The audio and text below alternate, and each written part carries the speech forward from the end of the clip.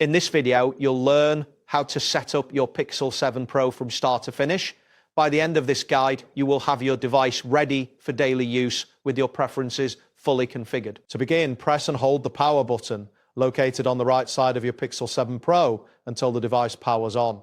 Once the screen lights up, you will be prompted to select your preferred language from a list. After making your selection, the setup will ask you to connect to a Wi-Fi network. Make sure you choose a network that has a stable internet connection to ensure smooth progress during the setup process. If you have not yet inserted a SIM card, the setup will prompt you to do so.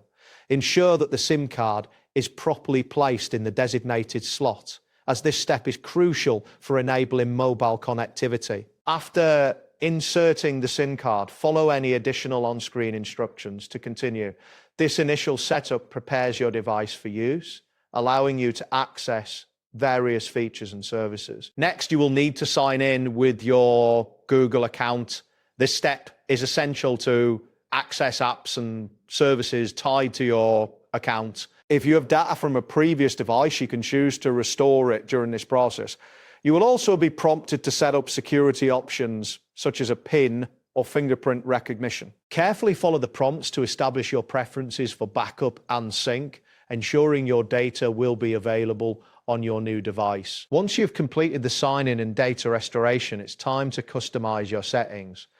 Navigate to the Settings app, where you can adjust various options, including display settings, sound preferences, and notification settings. To enhance your experience, consider installing apps from the Play Store that you find useful.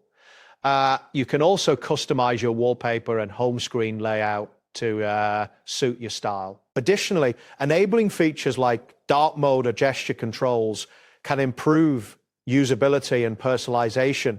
At this point, your Pixel 7 Pro is now set up and ready for daily use. Make sure to explore the features and settings available to you, as this will help you get the most out of your device.